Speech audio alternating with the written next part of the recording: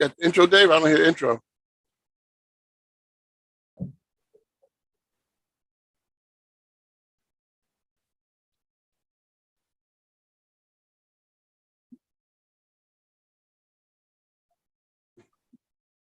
Intro's not coming through.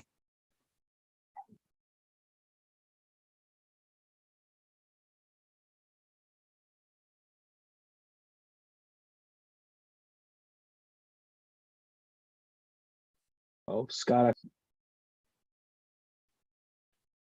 Well, good evening, everybody. That's right. See, that's when the devil don't want us to have this conversation tonight, but we're going to get it going on anyway. Welcome to the next series of our Barbershop Talks. Tonight's series, we have a really good series tonight. With everything that's happening in our world today, we started thinking about, there's a lot of people out here really hurting. And we start thinking about that, hurting people hurt people. And we want to talk about that conversation. We want to get your take on it also, because we want to talk to you tonight with some experts who are really working in the field of domestic violence, human violence, and things of that nature. And we want to dive in and talk about some people who are survivors and some people, what we can do to help those people who really hurt people. And we hopefully we have a great panel tonight that we're going to talk to, and we're going to be able to give you some tips to maybe help yourself or see how you can get resources to someone that you know who may be a person who's hurting people or someone who's a survivor of some type of domestic violence. So first we're going to kick it off, and I see on top of my screen, Miss Wanda Best. Hi, Miss Best. How you doing? I'm good. How you doing? Introduce yourself to our group. Okay. I'm Wanda Best. I am the founder and executive director of Art Transforms. And what we do is use the creative process to transform trauma. I'm also a survivor, and I have worked in that field with helping other women for over 25 years. Great, Miss Best. Okay, Carrie, how you doing, Carrie? Good to see you again. Okay. Hey, how you guys doing? I'm Carrie Stad. Currently, I work for the Department of Probation. I run the domestic violence unit in the Bronx. Prior to that, my entire adult career has actually been domestic violence work. I worked initially with survivors and victims, and then for the past about 10 years, I've been with the Department of Probation, working I ran the Queens domestic violence unit, and so now I'm back in I'm back home in the Bronx. So I'm very excited to be here. Thank you. Thank you for coming. Next, we're going to have Miss Sue Clee. Miss Clee. Good evening. I'm Susan Clee, and I am the assistant director working with ACS's Child Welfare Support Services in the Domestic Violence Policy and Planning Program. Good evening, everyone. And I'm going to bring on her colleague, Ms. Hall. Ms. Hall. Good evening, and thanks for this invitation. My name is Claudette Hall, and I work with Susan Clee at ACS under the Division of Child and Welfare Support with the Domestic Violence Policy and Planning Program. Thank you. And we're going to next bring up our partner, and she's going to introduce some of her people. Tessa has done some wonderful, great things and has been a partner with us at DYCD. And she has some very special people that she's bringing with her. Tessa? It's pronounced Tisa. Tisa. Hi, everybody. So Tisa is my name, and my pronouns are she, her, and hers.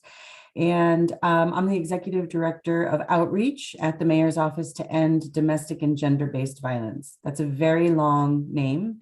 So we go by END GBV for short. You can see it in my name title here on my screen. And if it's okay, I'd really like to shout out one of my colleagues who's here right quick before I head on to the Voices members, and that would be Malik Dent. Hey, Tisa, and hey, panel. This was such a lively and just amazing group. So I definitely look forward to building partnerships with those of you who I have not yet with. But my name is Malik Dent, and I'm the Chief of Staff at the Mayor's Office to End Domestic and Gender-Based Violence. We do a lot. We have a long name. I look forward to working with all of you, and I'll turn it back over to Tisa. to introduce the rest of our posse. That's right. And Scott, you already introduced one of them. That's Wanda Best. So one of the things that our office does, we oversee the 5 family justice centers, which we'll talk about later. We have an outreach team, a policy team, a training team. We have a research team, but we also have an advisory committee that's made up of survivors who have engaged with New York City systems, and they really provide a lot of perspective on initiatives that we're rolling out. They speak on this issue publicly. And so in addition to Wanda from that group tonight, we have Anna. Hi, good afternoon. My name is Anna. I mean, I don't like to identify myself as a survivor, but I was a victim as well. And my mission is to help as many people as I can, to bring up some light in like so many issues that we have around this, and that are like taboo, that we don't talk about it. Yeah, that's it. Thanks, Anna. And we also have Christopher Bursler. Hello, Tisha. Thank you. Thank you to the Barbershop Talk and the Mayor's Office for this opportunity. I am Christopher, a victim of domestic violence, and I'm passionate about just advocating and supporting others who go through this. And I dream to see a day where things are much better and more streamlined for victims. Pass it back to you, Tisha. Thanks, Chris. So that's our crew tonight, Scott. Okay. So next I have T-Rock. Hello, everyone. I'm T-Rock Seraphin, just here to join in on this conversation. I'm from the Evander Beacon site. So yeah, I'm just happy to be here and just see what this is all about. And we have Brianna. Hi, good evening, everyone. My name is Brianna Oyeyemi. I'm from the RISE Project. I've been working with persons causing harm as well as persons experiencing harm for about 6 years now. I do have a focus with persons causing harm with RISE Project. We help facilitate programs and groups around just accountability, respect, responsibility, and we hyper focus that to the adults in the community as well as the young adults and the youth. And we have a superstar, Rihanna, on. Good evening, everyone. Thank you for the introduction, Scott. And I'm from the Evander Beacon program, and I'm appreciative to be a part of this awesome, supportive conversation. Yeah. Last but not least, Danielle. Go ahead, girl. Hello, good evening, everyone. My name is Danielle. I'm also from the Evander Beacon, located in the Bronx. I'm just glad to be here and happy to sit in on the conversation. Hopefully I'll learn several things tonight. And John, did I get you? We'll make sure I got you, John. Yep, John, let's go. Hey everyone, I'm John. I'm a lead facilitator with the Respect and Responsibility program at STEPS, so working with people who cause harm. Okay, so let's jump right into the conversation. So this is about people who harm other people. So can somebody give me a definition? When you talk about people who harm other people, what is that? How does that start? Where do we start with that? Because to me, it's still very broad when you talk about people hurting people. So how do we start this conversation so we get everybody focused where the beginning of it is as we move through this process? Because we talk about people who are harming people, because I heard somebody said something about being traumatized. Are those the ones we're talking about, or this is something different? How do we start capturing this conversation? So we want to start with a person who harms other people. Anyone? Can I offer a framing real quick? And then Yes. I'll let, because I feel like our guests would be way better at helping to fill in the definition, but I would love to just frame and sort of couch this conversation real quick. So October is Domestic Violence Awareness Month, which is why we're so glad DYCD invited us and all these folks to talk about causing harm. And if we couch this conversation in the context of domestic violence, you know, there's a traditional definition that we use where Domestic violence involves a pattern of power and control.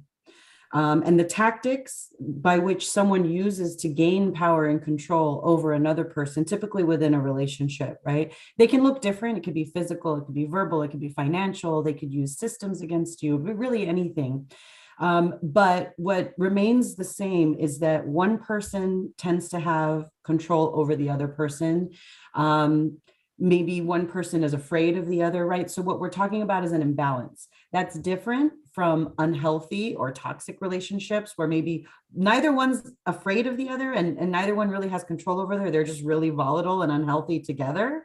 We tend to, in our office, right, we tend to do this work purely from the victims and the survivors lens. There's a lot of services out there for victims and survivors. But one thing that we're trying to do more of is really end the cycle of violence. And so we're trying to work more, we're trying to release more programmings that focus on people who cause the harm, because it's one thing to help victims and survivors. We definitely want to do that. But if we really want to move the needle on ending domestic and gender-based violence, we have to stop people who cause the harm. And so if I can complicate it a little further, it could be a gray area, right, between who is a person who causes harm and who is a victim. Because when we, and I think John and Brianna from RISE could shine a light on this too, is, when we start to look at why people cause harm, we start to learn that they themselves might experienced harm in their past. People might not know how to deal with emotions, how to express love, what is healthy, how to set boundaries. There's a lot of things that can go into it. So I think that's sort of a framing I'd like to offer this conversation, right? Is, and I think let some of our panelists take it from there. I don't know if that's at all helpful, Scott. No, it is, because I believe you have to start with the first person, the person who's, like I'm trying to say, who's starting the harm process. And I'm glad to hear that we're looking at that part of the process to help get ahead of it, because I believe that if we can help heal that person, because we don't know what harm they may have been subjected to, and they kind of pass it along in a sense. But once again, I'm glad that we hear that we are looking at that process. Anybody want to jump in on that? And let's talk about that. Sure. I would like to jump in. So, Tisa, I like how you just opened that up, and Scott as well, just in regards to thinking about how a person causing harm was once a person experiencing harm before they did cause harm, right? A lot of times, well, research does show that the adults or the persons that cause harm were once children that experienced or witnessed some type of unhealthy or abusive behavior, whether in their community, whether in their family, whether in their school life, right? Not only that, but ways that they can manage those stressors, those frustrations, those behaviors, they weren't exhibited properly, or they weren't positive. A lot of times too, we forget that a lot of the youth or the young adult that have those external environments that they could let out frustrations, let out stress, have that extracurricular time is gone once they're getting into that transitional age of becoming an adult. So what do you do for people that are becoming adults or are now adults, and they're set in certain ways and set in certain behaviors, and now they have these unhealthy or abusive behaviors, and now they're inflicting it on others, right? Scott, you did mention something about this is how they're able to exhibit it, right? This is how they're inflicting it on others, because this is the way they're expressing themselves, expressing their emotions. How can we provide services? How can we provide resources to these individuals where we're not just, blaming them or just shaming them where it's going straight to legal enforcement, but in a way that we can be preventive, in a way that we can keep communities together or families together, right? So just, I guess, to go back to the definition, an individual or a person that's causing harm is someone that is exhibiting unhealthy or abusive behaviors onto those around them, right? It's not internal. They're not keeping it inside. They're showing behaviors of abuse onto everyone around them, and others are impacted by their behaviors. Do we have anyone else wants to add to that? Well, just to add in, it's a learned behavior, because I have a toddler upstairs. She's 6, and so she's running around a little crazy. But they're innocent. They don't know. You don't know anything when you're young and you're a blank slate. But she's learning things at 18 months, 12 months. These are things that are learned. So if the young person is in a home and they're witnessing these things and they're seeing, people getting harmed around them, then those are things that do become internalized, and the gender roles, and I'm sure we'll talk all about those things. So if someone is created, like, I'm sure that there are those people who have that genetic, the psychopath, the people who are complete, have some kind of, like the Jeffrey Dahmers or, people like that, but we're talking about just general folks. I think that it's someone who's created, and it's created by, your family, by our culture, by society, by entertainment, by everything. And so there are all these little pieces that play a part, I think. That's interesting, Carrie, because I've never anyone really expressed that part of this could be a taught behavior through our environment, or definitely with social media and things that happens in that kids are exposed to early. I mean, you look at some of the violent cartoons that these kids watch. How do we curb that? That some of this, and I want to make sure I might correct that you did kind of not really say, but lean toward that. Sometimes it is a learned behavior because it's something that they've already seen, and people are. John, I see you shaking your head, so I'm coming to you, John. I see you shaking your head. So John, jump in on this. Is that kind of accurate that it could be a learned behavior that people see and they're just doing what they normally know? I think it comes back. You want to go for it? Go ahead. Well, I also I work in the adult program. I also work in the middle schools in the early RAT program. So you don't totally see the socialization, especially it starts picking up around middle school. Starting to have a sense that, like, being a guy is about being powerful, and that power is often about like a physical power or an emotional social power, being able to be forceful. And you start seeing, definitely in middle school, you start seeing boys playing around with that and getting a sense of the consequences of that, and some step back from it, some don't. And I think the socialization is a big part of it, what we reward and encourage and in each other. Wanda, you want to say something? Go ahead, Wanda. I wanted to comment on both of them because I agree with Carrie and John. Carrie is absolutely correct. A baby is not born violent. That's a learned behavior. They learn to be violent by witnessing what's going on in their environment, whether it's in the home or whether it's outside. They learn how to deal with stress, how to deal with confrontation, how to deal with your emotions if you're not having it your way.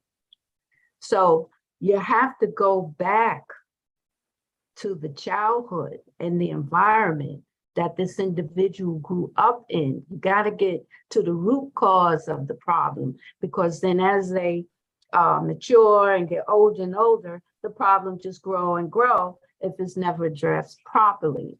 Now, what John was saying is absolutely correct in terms of the socialization process. Men and women are socialized differently. Women are socialized to be caretakers. Men are socialized in this culture and many others to control things, to be stoic. It's okay if a man have more than one woman. That's fine. But now when a woman do it, the socialization, that's a problem.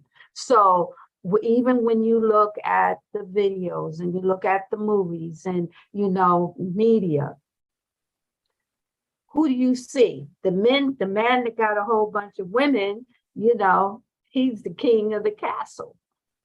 You see, so that's part of the socializing process that reinforces domestic violence, that it's okay for men not to care about the psychological impact on, say, if they lie to the women, no, I'm not cheating. and a woman knows he is, then that's okay, because the family and some other people and religious leaders will, you go to the church, you go to the mosque, they'll say it's a family thing, you work it out, send her right back into it.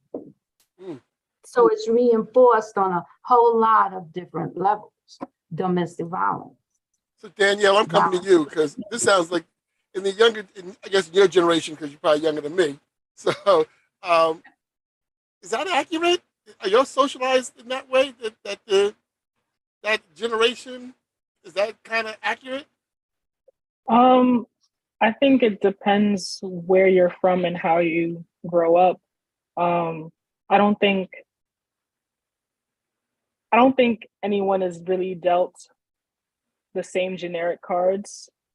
And I do agree that things like TV, video games, or even just peers, your parents, whoever's around you, they do impact how you are morally. I got a little sidetracked because I started wondering, can somebody really be born evil? Like, can you be born with just the intent to, Well, that movie Carrie was, remember the movie Carrie? She was born evil. And Chucky. I just saw that the other day, actually.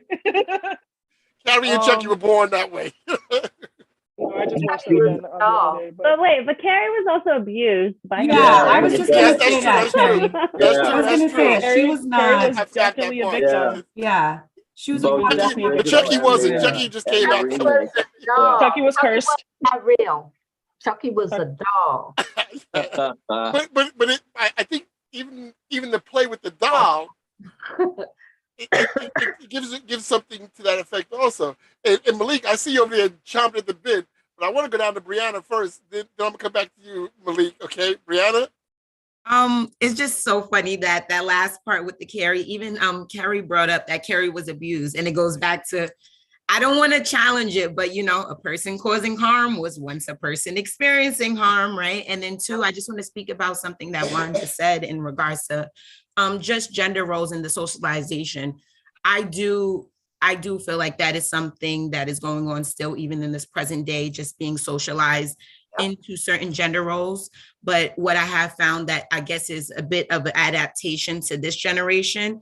I don't know if Danielle, you can agree, disagree, anybody else on the table, but there is this, I guess, permission or open space for now two people to be the persons causing harm or a more highly toxic relationship.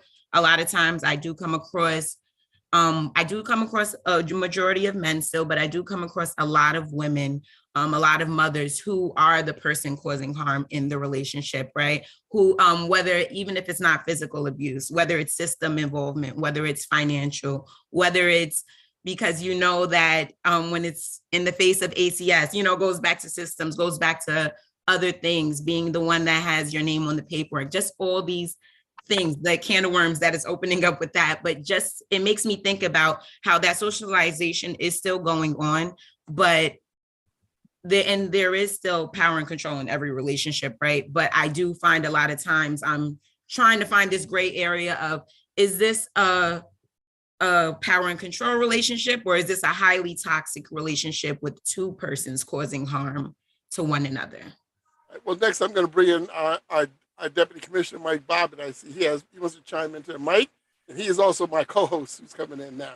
Yeah, I apologize for my lateness. As you know, I've been out of the office the past couple of days, but I really didn't want to miss this conversation.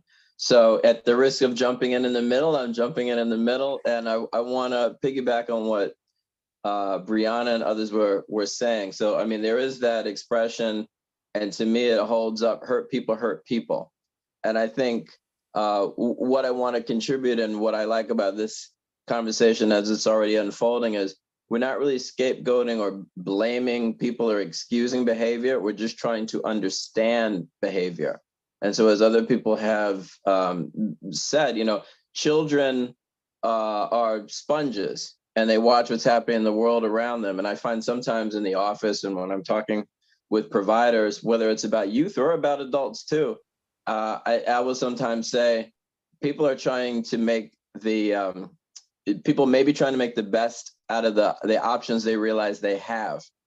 So I think that's something that we want to unpack. It's not to excuse violence, but if violence is all one has known, or if people have seen violence normalized, minimized, victims blamed, excused, right? And not excused, blame, well, you caused me to do that. I wouldn't have had to do this if you hadn't done such and such a thing. If those things become normalized as conversations, they can reinforce this idea that acting out violently somehow makes sense. So I think that's something that I like to hear other panelists talk about a little bit.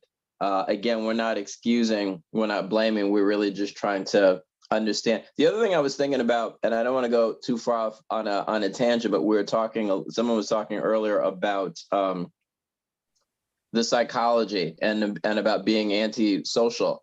And it made me think about intimate partner abuse. And I forget whose research this was, but a psychologist was talking about people who batter, he's mostly talking about men, but people who batter either being vipers or pit bulls. There are some people who get really excited and really anxious, and you want to maybe typology call them pit bulls, and they're reacting in a certain way, whereas other people might get calm and then act out. And I think in any situation, and certainly if anyone listening to this conversation, you're in a relationship with someone and one of those two typologies makes sense, reach out to us so we can give you resources. So I think understanding either who you are or understanding who you may be in relationship may be important in terms of trying to break out of certain patterns of behavior. All right, I'm going to T-Rock. Malik, I'm going to come to you, but I know T-Rock, he want to jump in there. So T-Rock? Yeah, I just kind of wanted to share my own thoughts about what is somewhat, I guess, how this new generation is adjusting to the lens of what being a man is and relationships and domestic violence. So personally, I think there is a bit of a I think there's a people look down, I think now more often. Can everybody hear me? Okay, I'm sorry. So yeah, people look, I think other men for the most part, nowadays are more so checking man that, well, not check, but they won't condone the if a man is the perpetrator in a domestic violence with whoever they're dating, to a degree.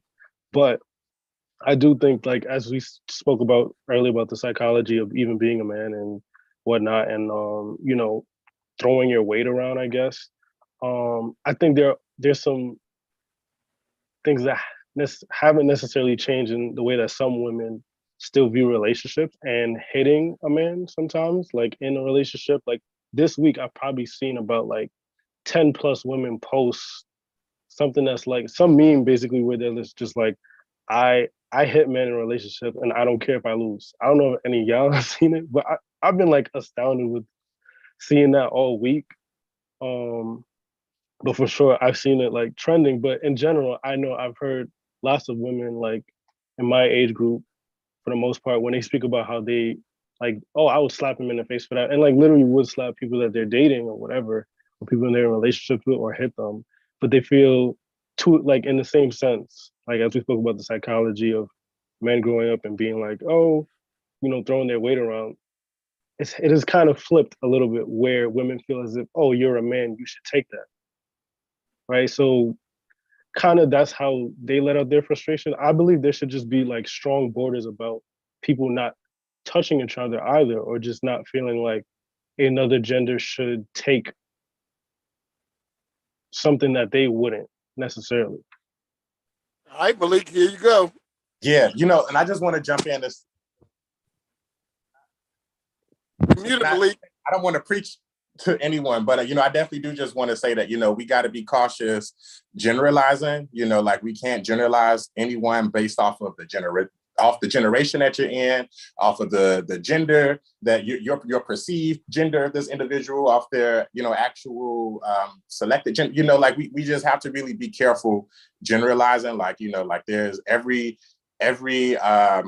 generation, everyone isn't going to see things the same. Every gender, everyone isn't going to see things the same. So I know that may seem like duh, but definitely just wanted to add that to like some of the definitely important pieces that and points that my fellow panelists were making on this call. And then the other thing, similarly to like how we can't generalize, I think is also important to know that we can't prescribe fully. I think we definitely can. Not I, but those of you who are trained, you absolutely can, make like certain recommendations, connections, prescriptions, even depending on your training. However, I really want to touch in on the fact that everyone who is in an abusive relationship, they don't necessarily want that person to go to jail. To some, that is jail is violent. And, I think this is definitely a group that will understand that we don't necessarily want to fight violence with violence.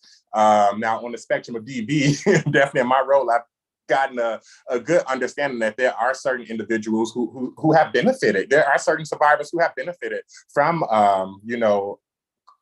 from their individuals going to the jail or going, et cetera, getting away from them. And I won't take that away from those individuals. However, I do also acknowledge that there are individuals who don't necessarily want, like their person to go to jail. And I think that that's something that stops a lot of people, unfortunately, from getting help because they have this view of, okay, I may be able to get some help, some resources for a little bit, but at what cost? My partner, my person is going to get in trouble, and depending on their immigration status, depending on their other, their past civil legal experiences, et cetera, this could be something that's very compounded and harmful, for these people that can make their lives in their head and maybe even in reality, even more difficult than the abuse that they're currently going through. So these are some thoughts that I had, and I just wanted to say that. And I definitely want to chime in somewhere after I see some good hands up. Well, Can I jump in? Go ahead, Mike. Just real quick, off of what Malik was saying, and you mentioned jail. One of my prior work projects was something called the Safe Return Initiative. We were focused on domestic violence in the African American community. And so I don't say this to be alarmist. I'm actually saying this because I want to have constructive dialogue around this. But it was my observation that oftentimes, even when abusers would go to jail or go to prison, the family members, the partners might not really know. They might, well, eventually you would know the person was gone, but you wouldn't necessarily know where they were and wouldn't necessarily know when they were getting out. And so even while jail or prison can offer some respite or break or some freedom for an individual victim in the process of becoming a survivor and moving on, I think it's incumbent on some of us, certainly those of us who work in systems. I work for the city right now, but I think other of us too, like whether you work in systems or you're just persons of goodwill, that we continue to raise, through this dialogue and other dialogues, what the young man was talking about. And I hope you're right. Generationally, you have more young people, not necessarily checking, but calling attention to misbehavior of your peers or people that you actually know, because along with possibly being violent, as you put it, prison jail is not the totality of the solution. So if one has, for whatever reason, committed to violence or become violent or become habituated around violence, that person needs some interventions, arguably, to change pathways. And I think we want certainly to prioritize protecting victims, to prioritize helping survivors move on to what is powerful and healthy for them. But somewhere in the equation, we have to talk about how we might be able to get actual violence to stop, and prison or jail is not the only pathway to doing that. Chris, even while it is a viable part of the solution. Chris? Yes, sorry, I was on mute. I would like to emphasize that I agree that violence and harm it oftentimes start within the home, and I feel that it can be learned. And there definitely is a power and control dynamic, but I think it's important to also recognize that perpetrating harm and violence is not inclusive of just a man against a woman. It can be a man against a man, woman against woman, etc. Father against a son, even. And I feel that, I guess that's it for this moment. Tisa?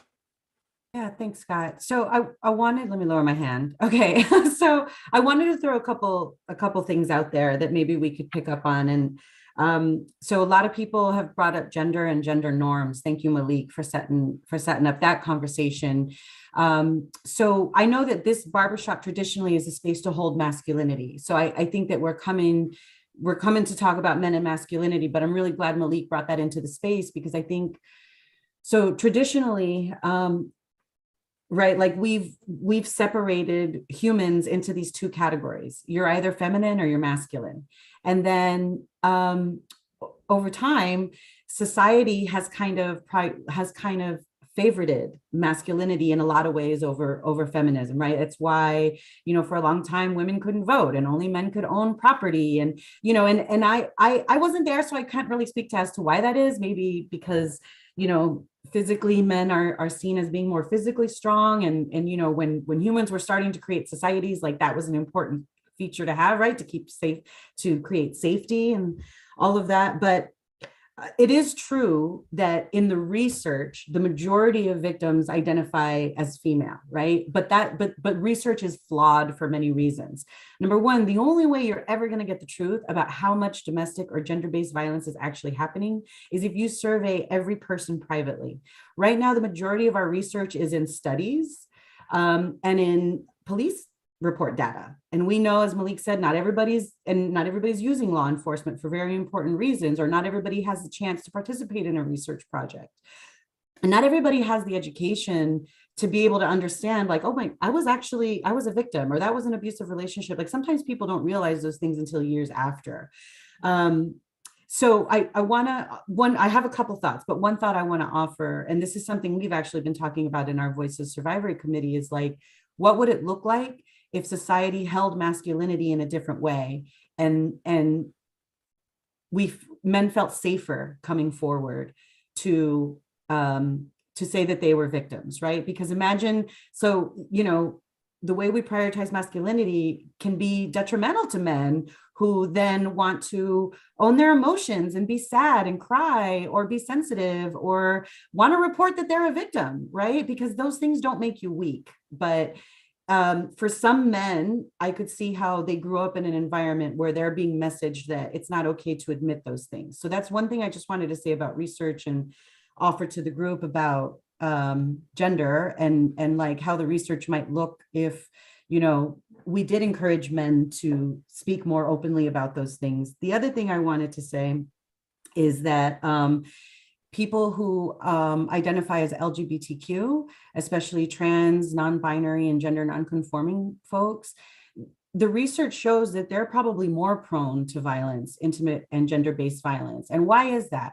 Because they are not meeting society's expectations around gender norms, right? We have clearly prioritized masculine and feminine. And then so people who don't fit into those, extreme categories, society does not hold them well, right? Like, so they experience a lot of violence and they are experiencing a lot of discrimination in community. So they're more vulnerable and they're more at risk.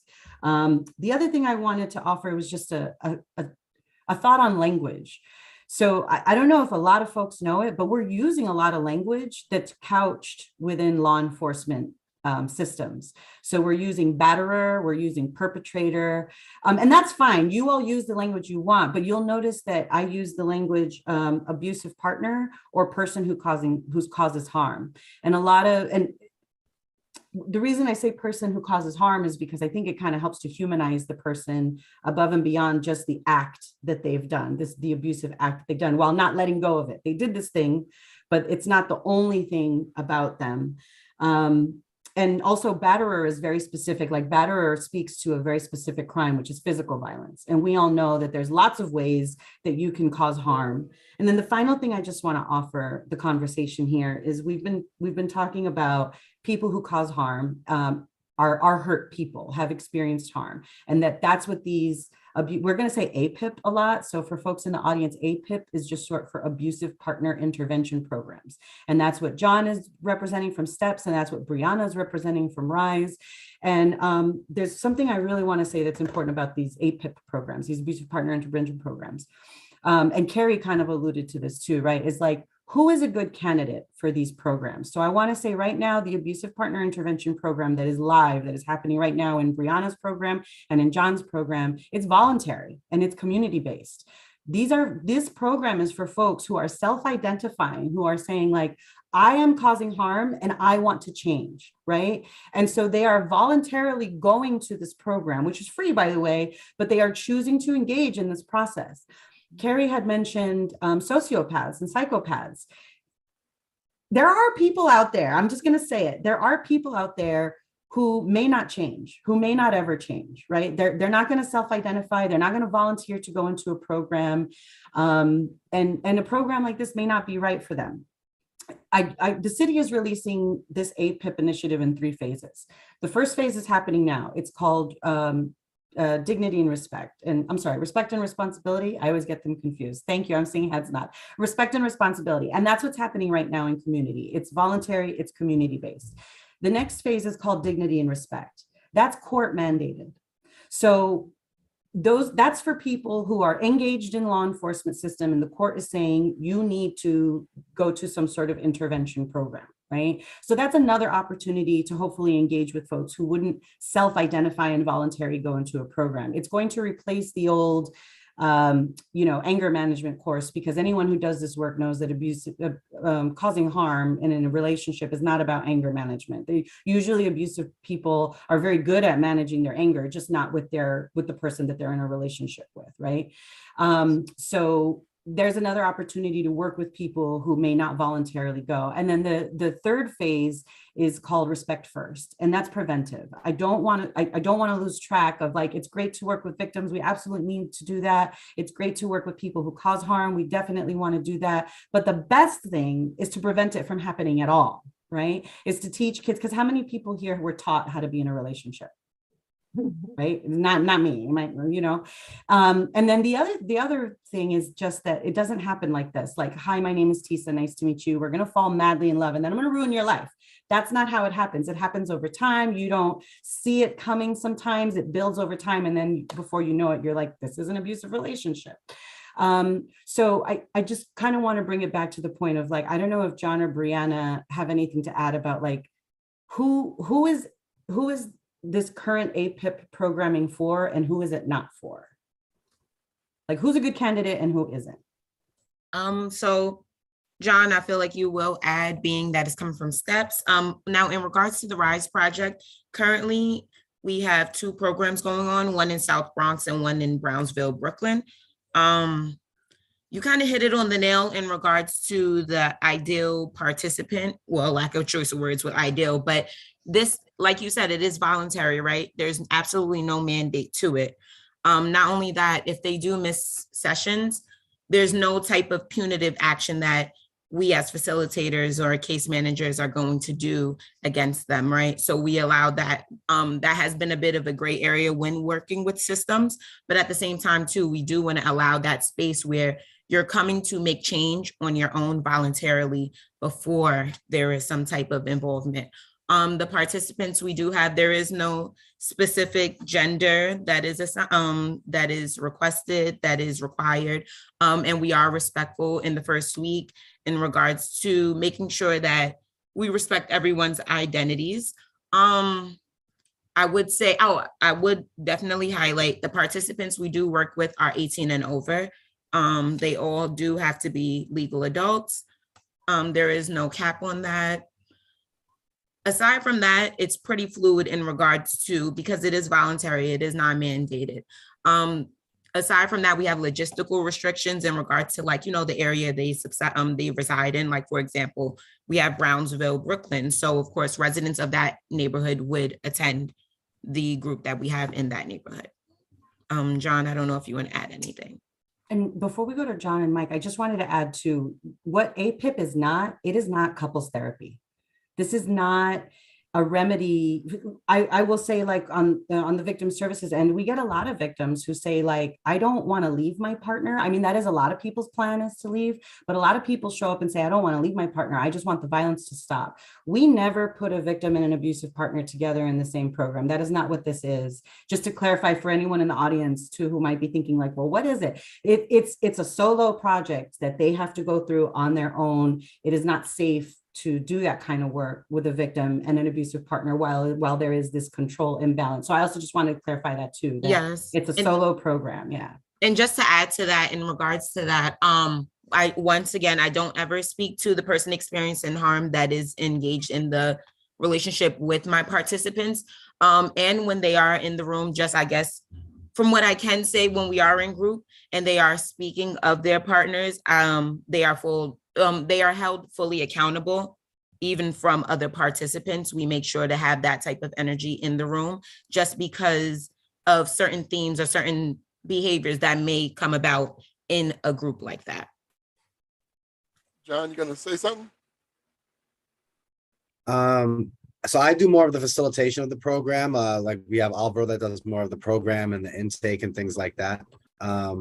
Yeah, but in general, we want people that are voluntary, that, you know, they've already kind of at that point where they're at some level of wanting to do this. You know, we also recognize that there is partner mandated, you know, where there's no court or system requiring them to do it, but there might be a partner that's kind of at the, you know, giving them sort of the last straw. But in terms of, yeah, no kind of systemic coercion forcing them to be there, because then you just get people that want to sort of manipulate the system, you know, get the check mark, you know, get here, I did the thing fine, you know, like you starting. So you want to get people that are kind of at a different place to really kind of engage and do the work. Because getting people to kind of take that accountable shift and really start, you know, taking ownership of their actions, like that's a long, difficult process that not everybody gets to, even in the voluntary. So, you know, you're trying to maximize your chances of success there.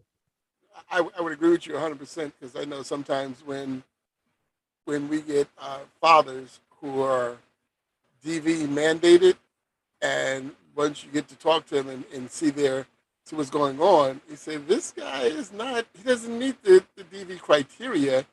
And we try to tell their referring agency, said, you may want to reconsider that this may not be really a DV case, even though they may say, hey, no, you know, we want to take DV. You know, the agency may go forth with giving to them, but I think we have to be careful that we pigeonhole people and they go into the wrong area. And I'm glad that you say, you know, it's voluntarily, because then the person has a say so, they have a part in it. Mike, you want to jump in? Sure, I'll jump in. And Tisa, thank you. You said a lot, and there is an array of programs and opportunities available right now, and I think that that's really important. There's so many things I wanted to respond to. I'm actually getting myself confused. One thing I thought about is a personal observation. I went to get my marriage license not that long after I had started doing the DV work I referenced earlier. And not to criticize the city, but I was really shocked how easy it is.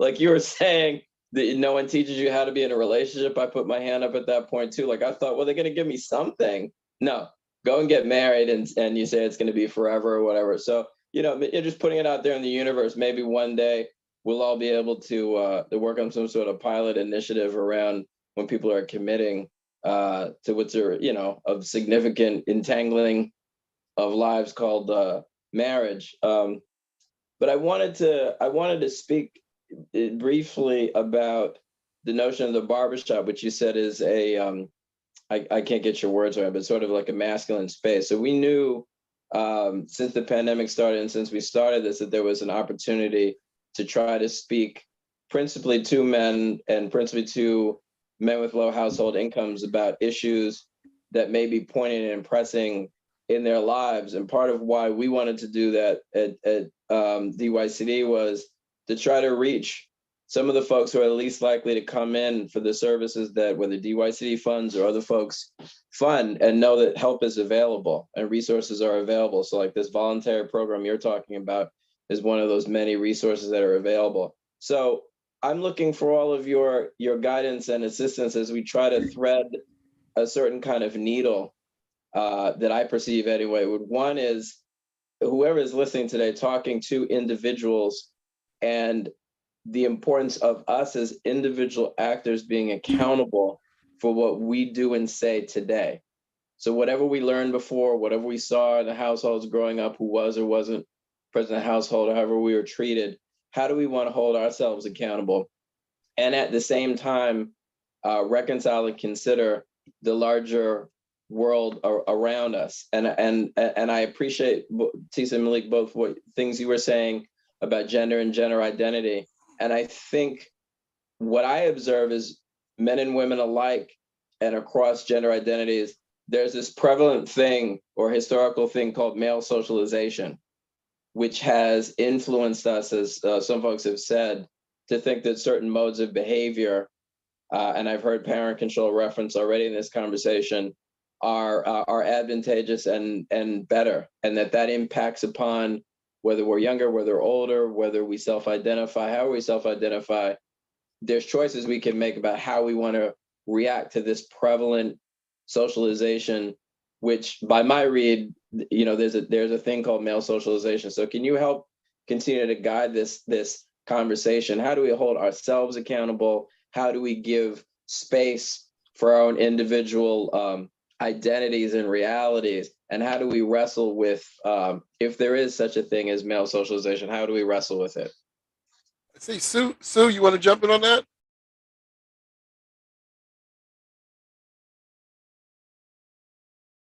Sue, you want to unmute? There you go. No, I was listening intently, but I think one of the things that I wanted to bring to the perspective and to the table also is that a lot of the individuals we're speaking about are parents. And so from an ACS perspective, how are we working with those individuals? And it was brought up that DYCD sometimes receives referrals that may not be really appropriate because that person may not be in an abusive partner. There may be in an unhealthy relationship. And as a representative for ACS, Claudette and I have that task of helping our staff in the agency to talk about what is healthy, what is power and control, what are we looking at, so that resources that we do have at our fingertips to make referrals to, we're making appropriate referrals. And I just think that when we talk about individuals that have children, the perspective from the survivor is definitely great. We're always like very serious about how we protect them and keep things confidential. What we do know is that we're a child care agency, and children love both their parents, right? And so that fatherhood perspective is very important to that child. And so when you have a mandate where there's a full order of protection and that individual is out of the household, you don't know what the intersectionalities is for that male, because he could be living somewhere else, has to have that financial payment in that house where he's living, still trying to take care of that household, but yet he can't see his children unless he goes through this program, right? So we take it very seriously in terms of how we work with the family as a whole, and recognizing what does each individual in that household needs. And we try to push very much language in terms of the best way for engaging a person who chooses harm. We also try to look at what is the necessary steps for a victim to become a survivor in a safe way. And so we have the whole package that we try to work at. And the other thing about children is we have to understand, whether they see it or not, DV impacts them. Intimate partner violence in our household impacts them in ways that we could never understand. And so in order not to say, well, you can't have that parent and you can't have that parent because of that, that's not fair to them. So how do we work with the whole household? And I think that's what was really running through my mind. So Susan, I'm going to bring this to Ms. Hall. So Claudette, get ready for this. Just get ready. First, Sue, well, you must have been on the workshop I did for ACS. Some of the things you said sound like things I talked to them in the presentation I did. But one thing I've always say that yes, children see parents go apart, but very rarely do you ever see parents make up. So, Ms. Hall, is there a way, a process that we should be looking at showing people how to heal? Because now in the beginning of top of the show, we kind of alluded to that some of this is learned. But how do we teach children to heal? How do we bring parents back to show children that this is a healing process? Listen, my anniversary is tomorrow for 26 years. You think we haven't gone around the way? So, but we're healing. We heal together also. So, Ms. Hall, I'll throw it to you. Okay.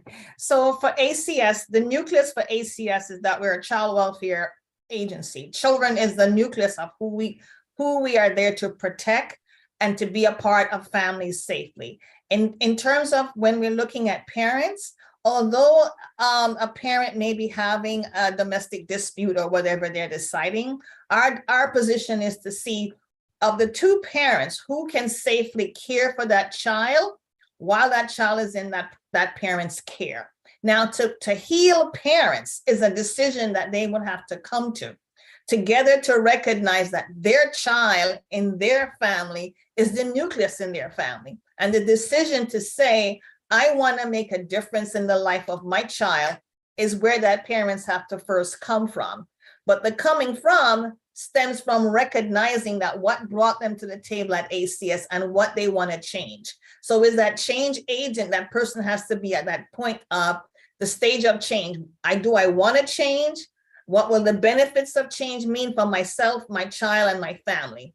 So that's the change that happens. It is that person. So we may have a point where you have 5 families, and of that 5 families, 2 make that decision to change and it's sustainable.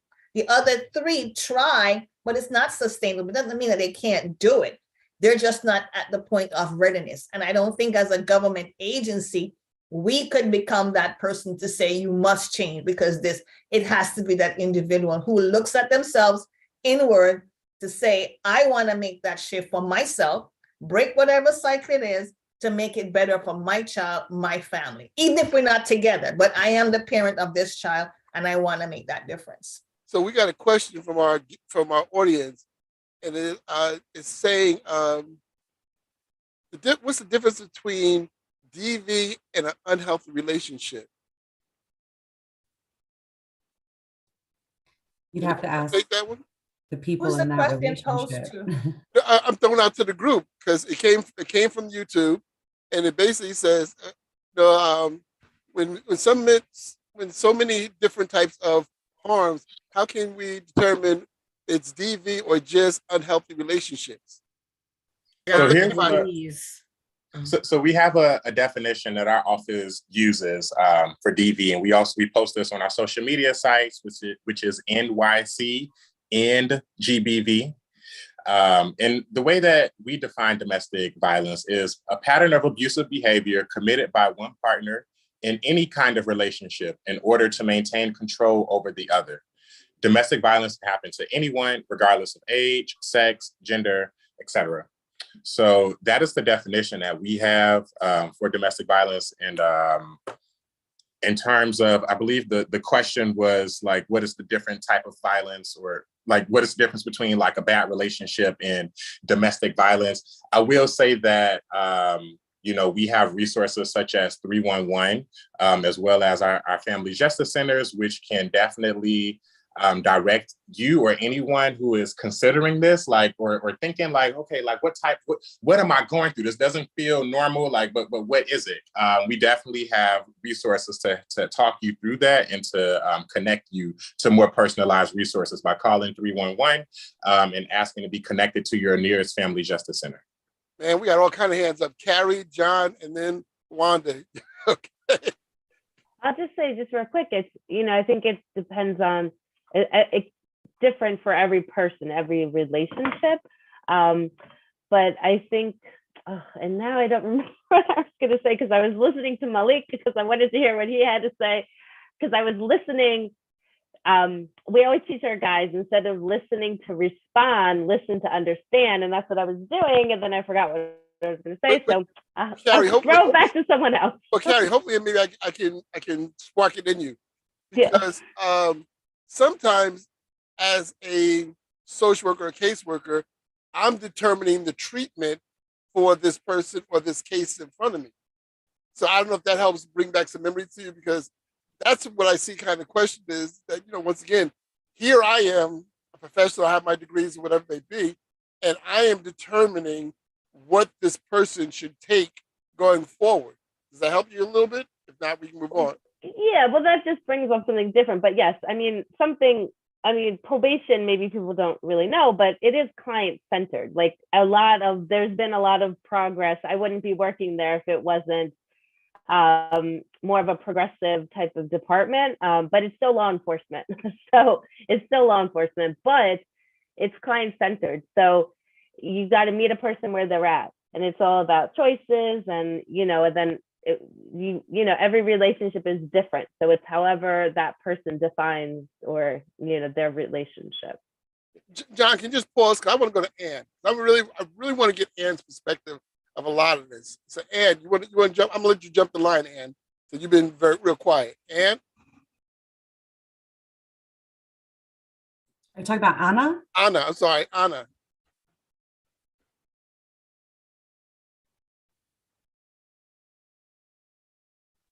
Okay, hi, sorry. Okay, so I have a lot of things in my mind. And I saw you writing intensely, so I that's what I've been going. Go ahead. All right. Well, the first thing that I want to say, and I don't want to forget, that I feel that is very important, is to say that, we obviously have hope for everybody that is going through stuff, like obviously help the person that is doing harm. But the thing that I want people to focus, that if you're in a relationship where it's violent and whatever, the decision of changing, the decision of bettering themselves has to become from them. You cannot do anything, because sometimes we stay in relationships like that because we feel like we can save them, we can help them. We know that they've been through a lot of stuff. We know that their families were not the best or things like that. But we cannot do anything for them if they don't want to do it themselves. So that's the first thing that I want to say. And the other thing is that I admire that is that these programs are because you want to do them. Because if you're forced somebody to do it, they're obviously they're gonna do it, but not be there really invested in the program. And yeah. For now, that's the thing that I want to emphasize. You cannot save anybody, and if they don't want to do them themselves. So yeah, I just want to leave it at that. John? Yeah, the question was around what's the difference between an unhealthy and an abusive relationship.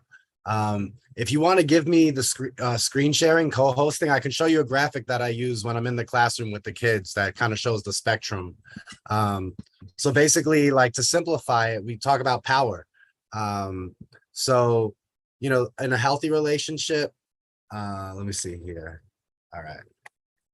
Boom. All right. So here, in a healthy relationship, it's shared power, and it kind of comes across in these things. We feel respect, we see good communication, trust, equality. And a way of simplifying this is both people feel in control of what happens in the relationship. So two friends are roasting each other. One friend goes too far, says something that's a little bit too much. And the other one's like, hey, I don't like it when you talk about X, Y, Z. And they're like, okay, sorry, my bad. And we can proceed because both people have that control. Unhealthy can be experienced as a power struggle. It could be both people are fighting for control of the relationship, or maybe one person has a lot of space and importance in the relationship and the other person sort of feels like they're along for the ride. And it comes through in sort of these behaviors here listed in the middle. But when we're talking about abuse, it's really power over, domination, manipulation. The feelings are different. We're talking about fear. It's just like more harsh, dangerous kind of feelings compared to unhealthy, which it doesn't feel good, but there's not that same level of fear and harm happening. So that was just something to lock that in. Thanks, John. That was excellent. And anybody else has any, props? Definitely. Wanda? All right. So we've talked about all different forms of abuse, but let us not forget about the narcissistic manipulator. That individual in a relationship perpetrates, that's a NYPD word, but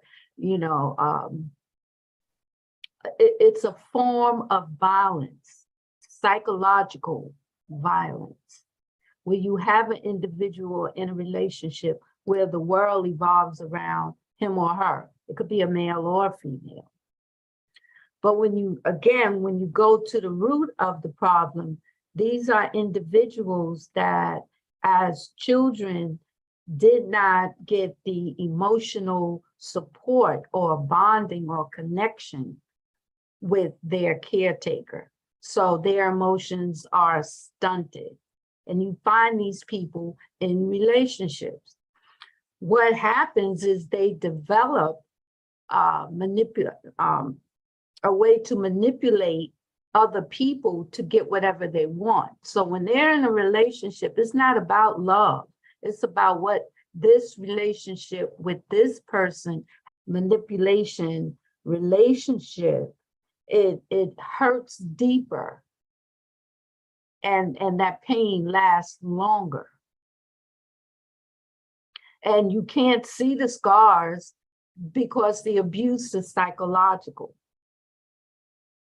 Wanda, can I ask you, because you hit something on, and I want to make sure I'm getting it right. Sometimes that happens on a larger scale where there's one person who's over a mass of people who have that narcissistic, or is it usually just one-on-one or a smaller group? Are you talking about Trump? I'm not saying no names. Well, you said on a large scale. Well, it could be anybody. It could be a sports coach. It could be. Yes. It could be big, or it could be in the home. And let us be clear about domestic violence and intimate partner violence is not the same. Domestic violence is with any member of the family. Intimate partner violence is between two people who are in an intimate relationship, whether they're two females, two males, or male and a female. So we need to be clear, on the definition of both of them. But going back to the narcissistic manipulator, they have to control the relationship. They have to control everything around them. So if you find yourself in that kind of a relationship, then the victim is what provides them with what they call supply. So usually the victim is worshiping them, you're God's gift to me, and that's how they feel about themselves. That is a very traumatizing relationship. And like I said earlier, you can't see the pain, but you can see the reaction to the pain in the individual that have that kind of experience. And there's so much more I could talk about it, but I wanted to put it out there so that we'll be aware that there are these kinds of people that find themselves in relationships. And really inside, they're very broken people.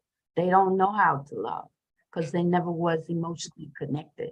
I said that because I've seen some of that narcissistic on quite a few leaders that I have seen that in the leading large groups, but in the group doesn't even know they're being abused because the leader, like you said, the leader needs to be worshipped on a regular basis. And when the leader doesn't need you anymore, then the leader discards you, but the leader just That's why. But I wanted to say that because I think sometimes larger groups don't even know they're in an unhealthy relationship with their Well, leader. usually these people are very charming, they're intelligent, so it's and persuasive, it's easy to and they seek out people who are weak in some cases, the people that they know that they can dominate. And that's how they get their supply. So you have the people pleaser and the narcissistic person. They get into a relationship, very unhealthy relationship, but they are attracted to each other because the manipulator needs a person that's going to worship them. And then the people pleaser person needs somebody that they can please by admiring them and worshiping them. All right, so we got Rihanna and then Brianna. So Rihanna, you up first, and Brianna, you up next. I actually have a question, not a comment. But in the beginning, I don't know if Tessa or Tisa, you were explaining that being in a toxic relationship isn't like domestic violence. And I guess my question is, what's the difference between being in a toxic relationship and a narcissistic relationship? So I think being in a toxic relationship could be domestic violence. I think what, and I'm glad you brought that up because I definitely want to clarify that point. I think what I was trying to highlight is that in a toxic relationship, it may not be easy to identify who is the victim and who is the abuser, if that makes sense, because they have equal power and control. They're just really volatile together. And I don't know if anyone can think back if you've ever seen relationships like that, like maybe friends of ours or when we were younger too, and we were figuring out relationships where it's not, maybe necessarily that one person is afraid of the other, but when they get together, it's just bad, like they both have really maybe poor boundaries or they're not good at communicating or dealing with rejection. And so the way they act out their emotions is maybe physical, or it can be verbal abuse, but it's not one person that has the majority of the power and control over the other. They're just like, I'm not afraid of you, you're not afraid of me. We're just always at it. And so that could still be domestic violence, right? There could be children in the home. There could be a person who's saying like, this isn't right. Like, I know I keep acting like this, but I want to change it. It's detrimental to my health and my happiness.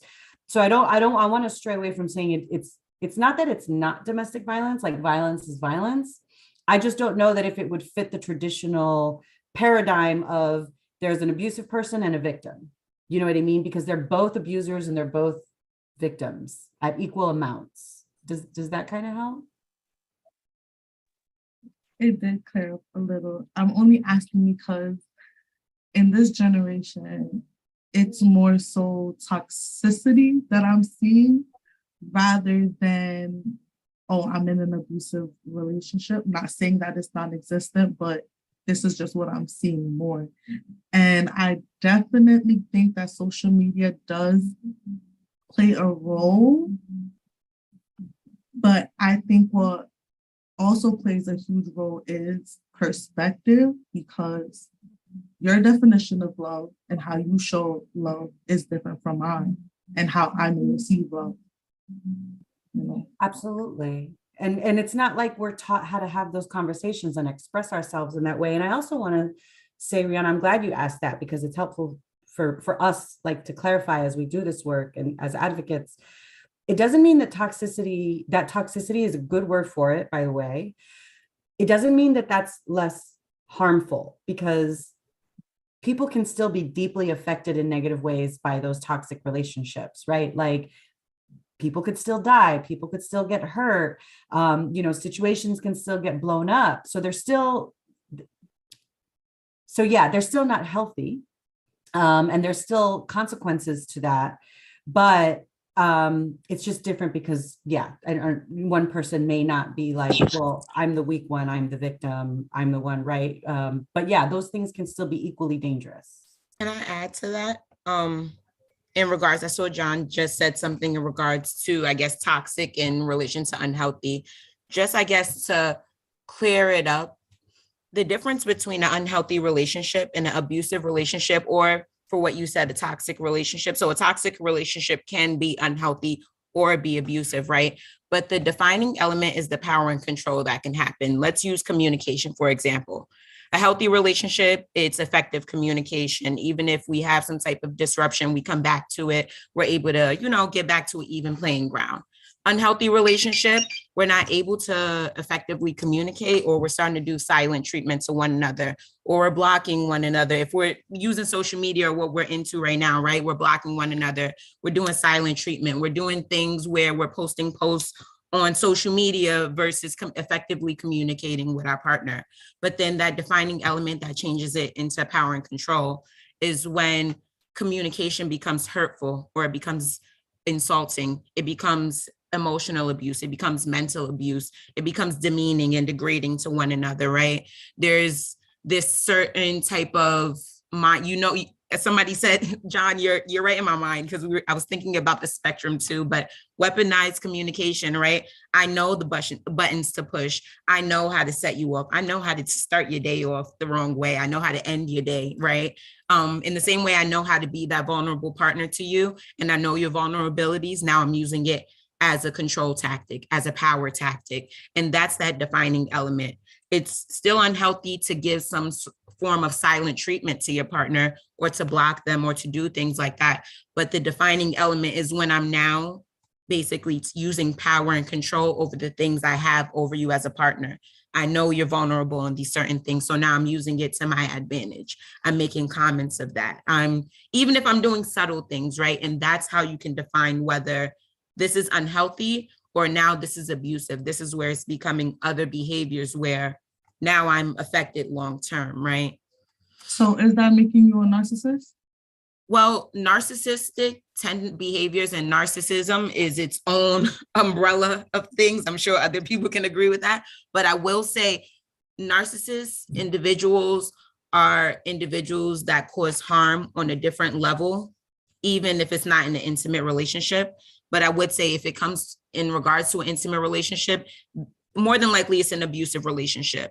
A narcissistic individual is only thinking about themselves and the greatest benefit of themselves, and they use power and control in order to get their way. So if you think about that, once I said power and control, there's no place for unhealthiness in that. And I also want to mention too, you did say the difference between toxic and narcissistic. If you think about it, toxic is a big old umbrella and a lot of things fall under it. It just goes back to what John said with the spectrum, where unhealthiness is me giving you silent treatment, and abusive is me using my communication skills with you against you to get what I want. Brianna, can I also just add that it doesn't have to be loud also, because abuse can be very quiet and subtle, and people may not even know that. And John, I don't know if you want to get, and Malik, I know you've been waiting real long, but John, you've been lobbing little jewels in the chat. So come on off, John. Well, how about Malik go, and then I'll jump in. Okay, okay. But you've been throwing so many gems in the chat. Go ahead, Malik. Yeah, go for it, John. All right. So I was just, like in the definition of abuse, we talk about power and control over. The other part of that is the pattern. Like people can do and that's the difference between like a moment of harm, a moment of cruelty or inconsiderateness versus like there is an ongoing pattern, and this is connecting to like somebody really trying to like dominate and be, like I could be an asshole for sure, but like if I'm not trying, if that's coming out of where I'm at in that day and situations around me, it's not about me trying to dominate a person. That's the kind of the thing that really moves it into that abuse, and the pattern is a big part of that. And with that is that spectrum, like when I teach it, talking about like, if we imagine a scale of 1 to 10, where 10 is the most extreme violent stuff, and the 1 is stuff people might not even recognize as abuse. We often think of abuse starting at like 7, 8, 9 on that 10, on that scale. Like hitting somebody is 7, 8, 9, 10 of physical abuse. What does like a 0.5 of physical abuse look like? That might just be like using your size to intimidate a person, so trying to cue people in on like, because it builds up, and like abusers see what they can get away with. So you know, when we talk about verbal abuse, what does like a 1, 2, 3 of verbal abuse look like? Emotional abuse, all of that. Because often when we think about abuse, we actually are thinking about examples of what it looks like after it's progressed into a very dangerous place. But we really want to be kind of becoming aware of what it looks like in that buildup when it's easier to kind of make interventions. Brother Malik? Great points, John. I just wanted to say that, you know, I do think that sometimes there could also be overlap, you know, between something that is seen as a toxic relationship and then something that is a domestic violence relationship. And Brianna, I appreciate you for just emphasizing how toxicity, and I struggle saying that word, is a big umbrella, and so much falls under it. And then Rihanna, like, absolutely, unfortunately, that does seem to be something that is just glorified right now. You know, hashtag Krishan Rock and blue, like it's everywhere. And, you know, I feel like it's a lot of overlap, you know, definitely with a lot of this. And it's really sad that, like, you know, unfortunately, that this is that this relationship specifically is becoming something that a lot of people younger than us are really looking at. They're like, oh, this is cool, and they love each other, and they have Instagram followers, and, you know, they're viewing that as success to some people. So, you know, that's a different conversation. Another thing that I did want to talk about was just that, you know, as we are talking about definitions, Ms. Wanda, when you were given definitions, I definitely wanted to go back to this. So just with domestic violence, because I believe I may have heard it be defined as like you having to, I guess, like be in a relation or be related or in a relationship to individuals. And I just wanted to confirm, just because just from at least like my understanding, you know, like domestic, like you don't have to be related to the individual. You don't necessarily have to be, you're like, yes, in a kind of relationship, a work relationship, you know, like that's it. It doesn't necessarily have to be a romantic relationship, but, you know, I definitely did want to talk about that, because I do think that is confusion, like that some folks have, just thinking that like you have to be related to the person. John, you want to add some more? Oh, you took your hand up. If I can add to what Malik said, just in regards to, it doesn't have to be a relationship. It just has to be an intimate partner. The relationship doesn't have to have a title. It can be a boo thing. It can be a joint. It could be a friend of a friend that you're just messing with here and there. It's the idea of that vulnerability and that intimacy that is shared with two partners. So I just wanted to add to that. There doesn't have to be a title in relationship and in relation to it. And if you even think about this day and age, or even back in the day, I'm sure there were a lot of relationships without titles, right? But there was still a lot of things going on. There was still a lot of bonding or whatever else themes that we want to say. So as long as there's some form of an intimacy in it, like just a situationship, right? At the end of the day, it doesn't need a title of boyfriend, girlfriend, or husband and wife, or husband and husband, whatever themes, in order for it to be DV or intimate partner violence. Yeah, and I totally agree with that. My point, I just wanted to uplift the fact that you don't have to be related to the person. But yes, everything that you said, but, you know, also no blood. Right, but what the point that I was making is to distinguish between the two terms. Intimate partner violence relates to people who are in an intimate relationship. Domestic violence, no, you don't have, you live together. You are in the same household. You know, you really don't care. I know I haven't heard someone at work, I'm having a domestic violence relationship, you know, with someone that I work with. So the point that I was making was the people who are intimate partner, and the domestic violence is between people who live within the same household. They're not the same. That's all I was saying. Ms. Hall, you want to jump in? You're muted. I would go further with what Wanda said, because we have tried to process within our program the difference of the intimate partner and the family violence. Because sometimes reports come in and it said that, you know, this is happening between parent and child. That is a family violence, because the parent is the parent and the child is extending violence towards that parent. That is family violence. That's not child abuse. That is that's a family violence that's occurring within the family. Now, if the father is the one who's doing abuse to the child, that is child abuse. So to make the distinction of intimate partner, domestic violence, and family violence, I think we have to be clear. The domestic violence is the umbrella of the two, intimate and family violence. And that's what we have to maintain in terms of how we make the distinction of how we're going to service a family. Are we talking about an intimate partner violence relationship and they need services or whatever they need to make that change? Or are we talking about family violence in which a child is abusing the grandmother in the household, and that may need judicial intervention like family court to do a PINS petition of some kind? It's very different. So we need to be very clear of the distinction. Family violence and intimate partner violence under the umbrella of domestic violence, because the domestic violence dispute among the family members, and one that's about the intimacy of the partners, regardless of it being same sex or opposite. It's an intimacy that's happening. There's a feelings happening that are very deep rootedly intimately. So I also want to just say, so the intimate doesn't have to be a physical intimacy, but it's more of an emotional intimacy. And I mean, just to add to what Claudette is saying, I think for our agency, because we're child-centered, we really have to be able to look at the situation and make an assessment, because you don't want to label parents a certain way that it doesn't belong to them. So are we looking at an unhealthy relationship where this was one incident that happened? Is two people don't know how to communicate? Those services are different than when we look at a power and control situation and making referrals for services, because the service that is needed is going to should be trauma informed, but then that trauma informed service is also going to help heal the trauma the child has been going through in the family, and with intimate partner violence, opposed to an unhealthy relationship where, that's not every day, it's not a cycle, and the services may be different. Ms. Clee, I so agree with you. And I think we have to be careful of not using that term DV or domestic violence or batterer, because it's too broad and it throws everybody into one barrel. And I know that everybody doesn't fit in that barrel.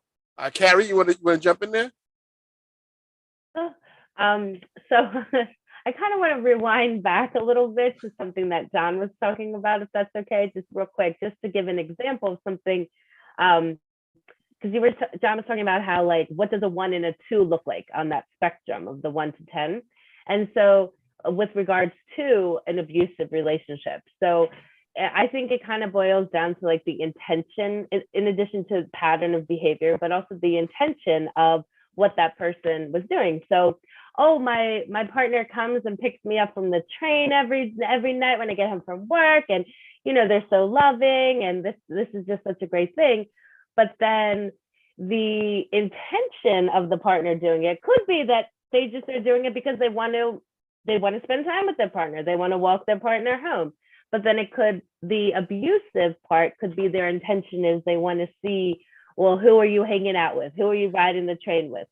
So it's the intention behind. We always get a lot of clients who say things like, oh, well, she likes cooking for me. She likes doing this for me.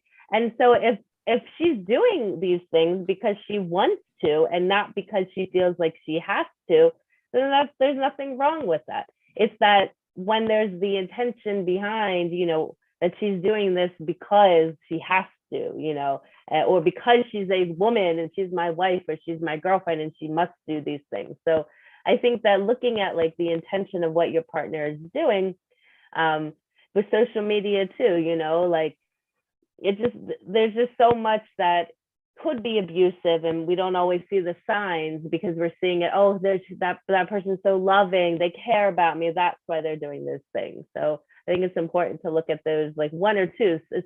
John, you just like blew my mind when you were talking about that. And those are the red flags are the things that, people can see in a relationship, in an abusive relationship. Lisa? So the good news is, as service providers, it is not our job to figure out if the person in front of us is really a victim or if what they're talking about is really an intimate relationship. Everybody defines it on their own. So Scott, you mentioned like, oh, it means that they have intimate emotions. They may not. No, I was asking the question. Oh, okay. I was asking the question. So I'm going to offer a response to that. They may not have any intimate emotions there. It could be purely a physical sexual relationship. But if within the context of that physical sexual relationship, they are being abused, they could still get help, right? There is still help available. And actually, Danielle, I want to thank you because you put this is a good like social media word right now, situationship. Before I finish what I'm saying, could I ask you if you don't feel too on the spot, could you define what you think a situationship is? A situationship is kind of like just whatever situation we're in. So we could just be a fling. You could be a friend of a friend that I choose to do whatever I want to do with, consensually. You could be my boyfriend. That's not my boyfriend, but is my boyfriend. It's whatever the situation is as it stands. And a lot of times in situationships, people aren't necessarily on the same page. They're on the same page as we're doing what we're doing, but I feel like more often than not, someone is either more invested than the other, or someone is still confused and the lines are very blurred. But we are all in the understanding of this is the situation that we're in. Thank you. Yeah, it could also, I've also heard it used as a way for people to like downplay the relationship. Like, nah, that's just a situationship. Like, it's just a little situation I'm in. And so I bring that up because I just want to offer that, right? Like, there are also asexual people, like people who identify as asexual. They don't engage in any physical aspects of a relationship. Maybe they could be affectionate, but not intimate, right? Or they could be affectionate, but not sexual, but the emotions are there, right? Like, it's an emotional relationship.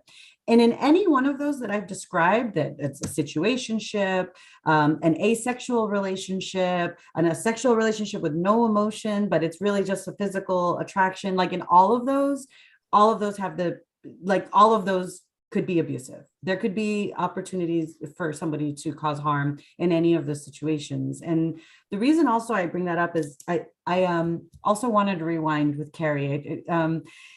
Our office is the office to end domestic and gender-based violence. And I feel like gender-based violence is a newer term. Like, I feel like if I say, when I'm out on the street doing outreach and I say services for domestic violence, pretty much everybody knows what I'm talking about. And it's that umbrella term that Susan and Claudette were talking about. Like, it's family violence and it's intimate partner violence. I feel like pretty much everybody gets that. But when I say gender-based violence, I lose them. A lot of people, we're still, as a city office, really trying to help define what gender-based violence is at the community level. So I know it's a little off topic, but I kind of want to throw in what gender-based violence is as an umbrella term so that people know that, like, you can cause harm in any variety of situations and that you could be a victim and that there are services for you, most importantly, right? So, gender-based violence is an umbrella term for the umbrella term domestic violence. So gender-based violence includes the following: everything we've been talking about up to this point, so family violence and intimate partner violence. It also includes elder abuse. It includes trafficking. And when I say human trafficking, I mean both labor trafficking and commercial sexual exploitation, or what's known in law enforcement as like prostitution, right? It also includes sexual violence. So the reason sexual violence, I'm defining that on its own, is because I could be violated sexually by somebody and not know them. It could happen on the street, right? It could happen in my workplace. So I think that's important too, because I want people to know that there's help available, even if you are sexually violated and you're not in a relationship with anybody, right? Like, that's like rape or sexual assault, those types of things when you don't know the person. The other thing that we include in our definition is stalking. And the reason we talk about stalking as a form of gender-based violence is because it is the #1 reported behavior prior to a domestic violence homicide. Stalking is highly correlated with gender-based violence. Stalking usually happens in the case of an intimate partner relationship. Stalking it can happen in the relationship, but it often escalates when someone tries to leave the relationship because you have removed yourself from this person's ability to exert their power and control over you. So they are escalating their behavior. And one of the ways to do that is to follow you, to track you, who you're talking to, where you at, what are you doing? FaceTime me everywhere you go. That stalking behavior is also, we consider it a form of gender-based violence. And we have remedies and programs specifically just for stalking, cyber crimes, all that kind of stuff, safety planning. So I just kind of wanted, I love to complicate conversations because things are never just black and white, right or wrong. They're often very complex and there's often lots of layers. So I wanted to offer that, those other categories and also highlight what Danielle offered in the chat, right? Because I think like relationships exist on a whole spectrum and they're individual to the people who are in them. So thank you.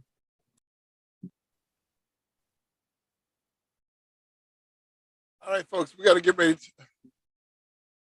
to land this plane. So, I guess Rock needs to get back in. So Dave, check for Rock. He's looking to get back in. And Elena. Anna. Anna. Yeah. Go ahead. You want to say something? Yeah.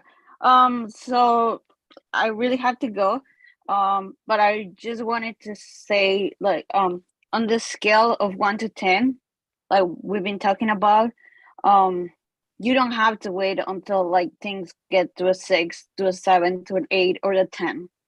I mean, I feel when we're in this type of relationships, we can see signs. We can start feeling it at 1, 2, and we can see that things are increasingly getting worse. So as soon as you catch that up, just do something. Don't wait until like it gets really bad. Because most of the time we think about domestic violence and we say, oh, he beat her up. Like she ended up in the hospital or something like that, you know? That's like when it gets to like the 8, 9, or 10, right? So we have to realize that if we can stop it at like, let's say 3, 4, 5, we can do it. That's like something that I really want to emphasize. Like, don't wait until it's very, very bad. Yeah, that'll be it for me. Thank you. So as I get ready to try to land this plane, I just want to throw a little teaser out there. And I know I'm probably y'all gonna want to go for another half an hour, but it's also gonna lead up into our next barbershop for next month. But we talk about hurt people.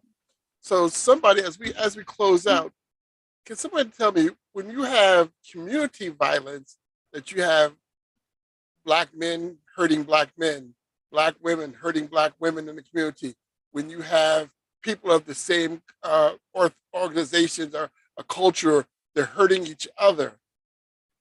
But that's still hurt people hurting people. So anyone wants to kind of tackle that? I know we talked about a lot about relationships, but even being in a community relationship, we see a lot of gang violence, a lot of gun violence that are happening now.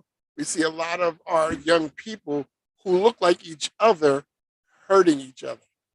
It still falls under the same category, hurt people hurting people. Anyone?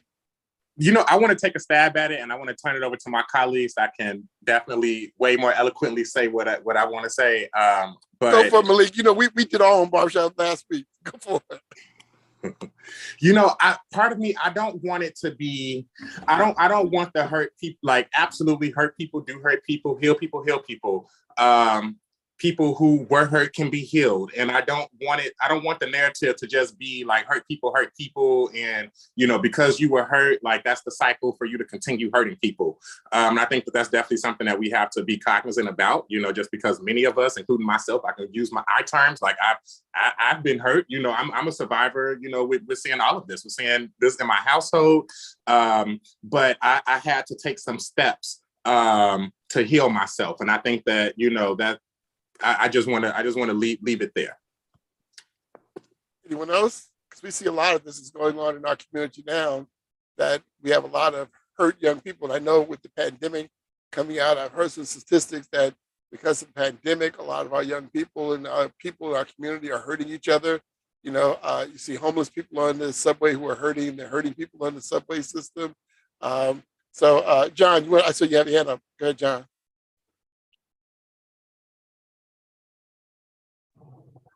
Yeah, going on the hurt people, it makes me think of, I took a great training with the Family Peace Initiative where they made this analogy of the river of cruelty. Sort of like, we experience cruelty from somebody, and like this sort of this chain that we're all trying to break up in a way. But it's also important to note that, hurt people, but like not every hurt person hurts people as well.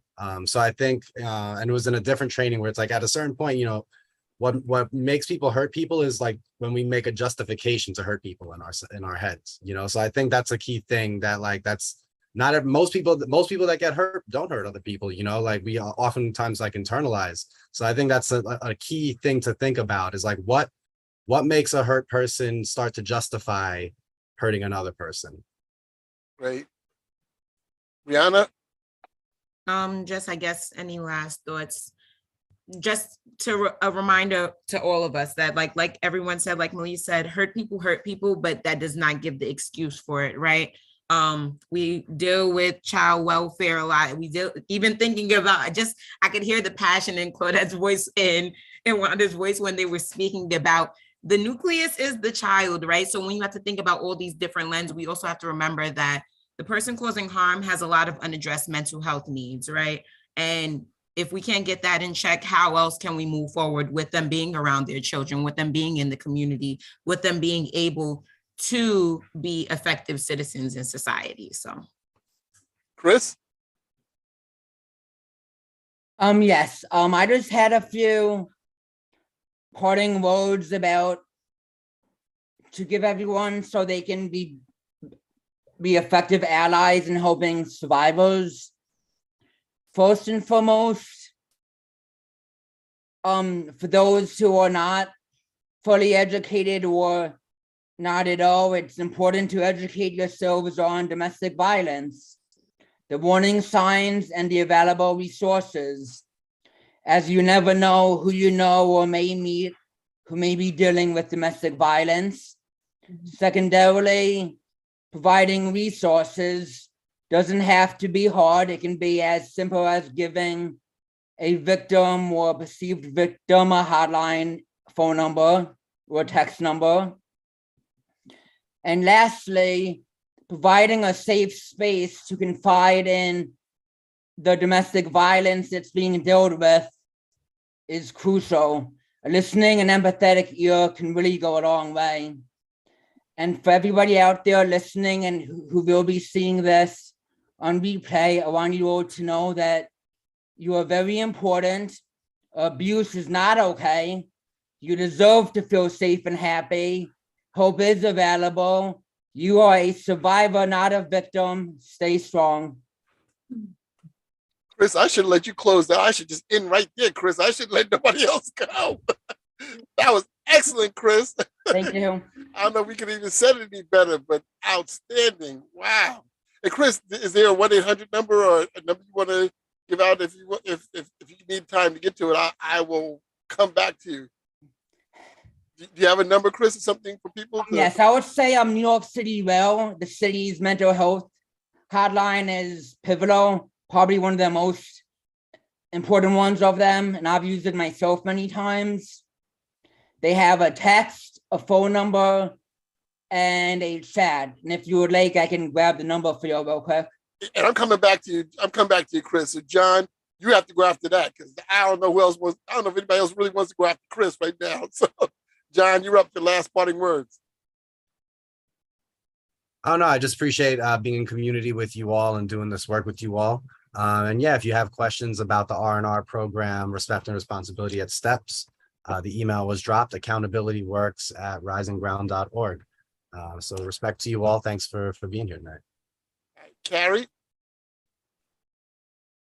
It's hard to go after Chris and John. But no, I'm appreciative of just being in the same screen with the people that are involved in this today. And I learned so much just listening. I thought, you think you know everything. And I learned about what a hold on, let me look at the word. Hold on, a situationship. I mean, I'm 39 years old. I'm still learning some of these terms, but that's great because we need to stay up.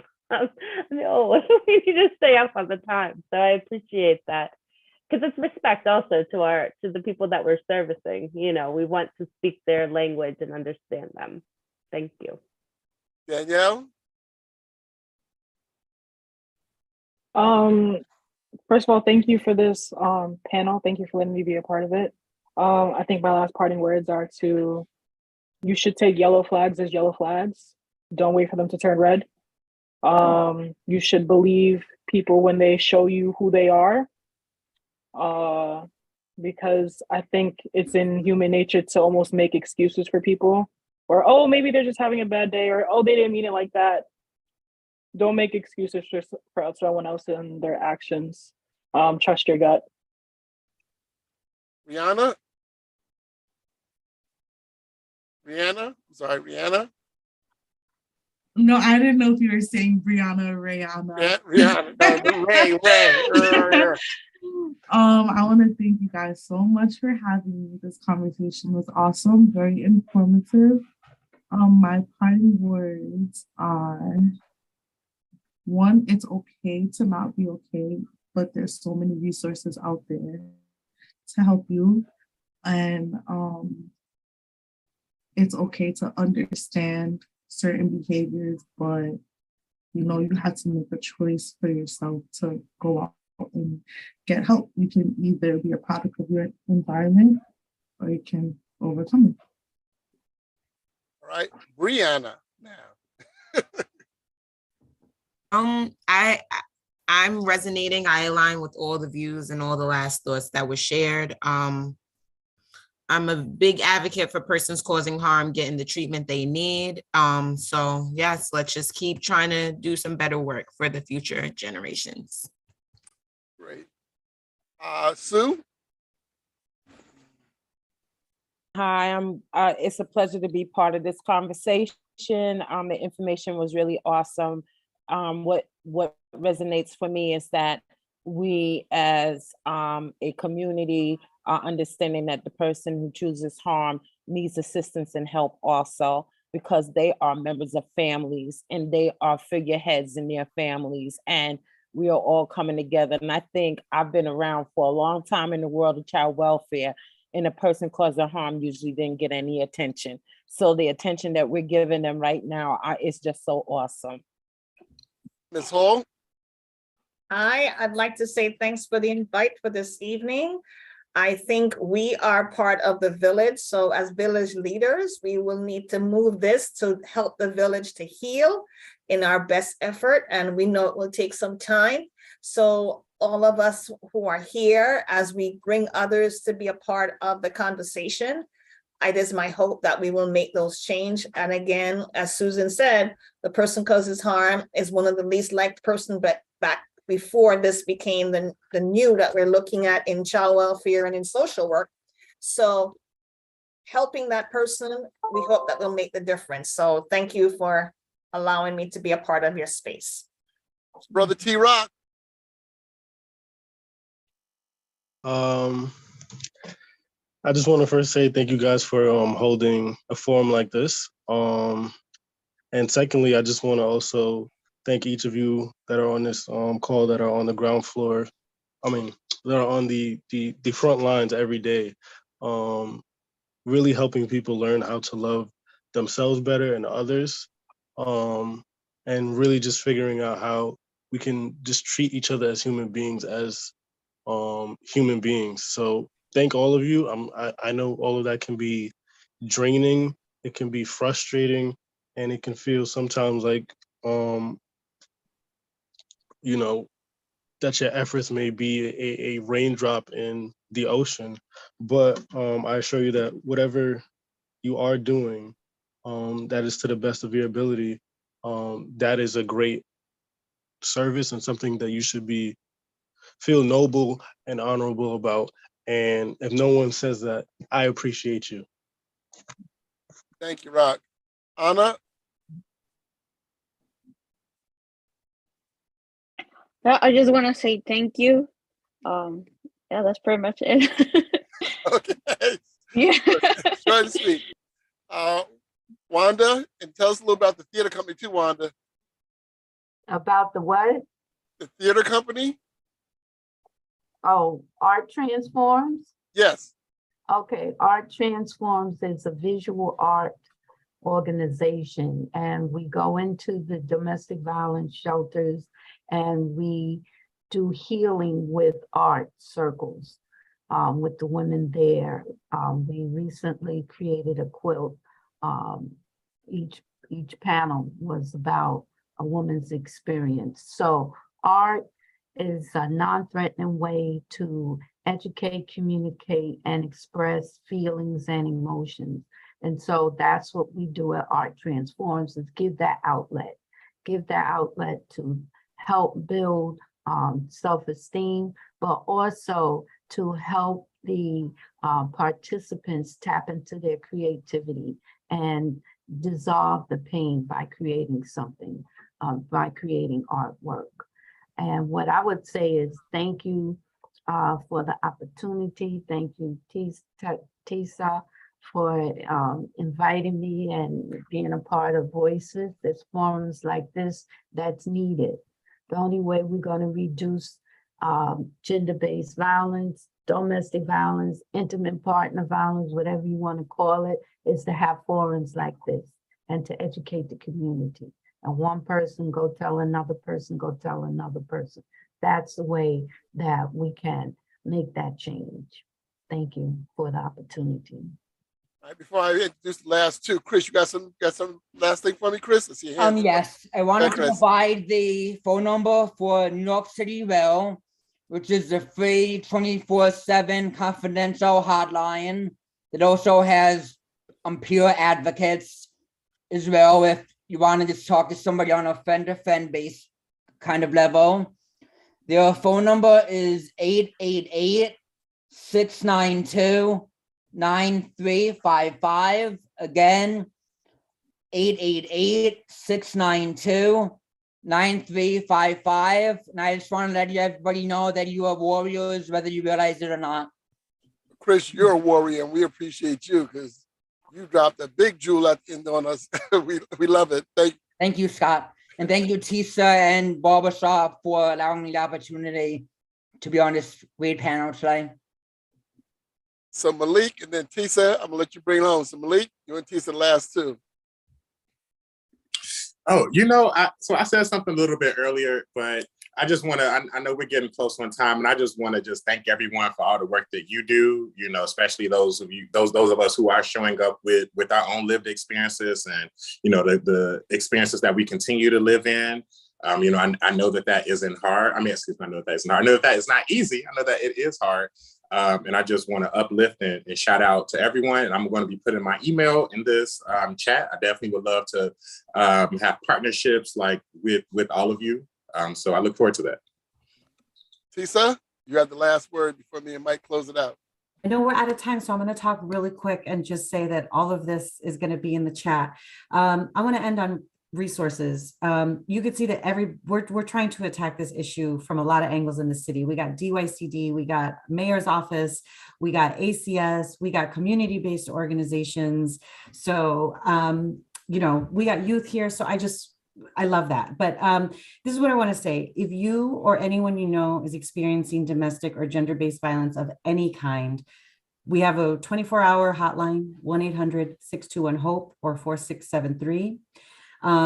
You can visit any New York City Family Justice Center. There's one in every borough. They're open Monday through Friday, 9 to 5. You can call or you can walk in. They offer free, comprehensive, confidential services for anyone, no matter your immigration status, language, income, age. We could see people as young as 13 without parental consent. We always say when it comes to law enforcement, sometimes you need it and some people want to engage with it. If you are in immediate danger and or you want to report a crime, call 911. If you remember nothing else, 311. Okay. And I also want to say that if you call 311 or you visit nyc.gov/NYC Hope, you will find an online resource directory. And on our website, nyc.gov/endgbv, you can find more information about these APIP programs, but I know they posted flyers in the chat as well. Thank you so much for having us. Thank you, Tessa. So Mike. Woo! Yeah. We didn't get to say too much. It was too much fire going on in there. So.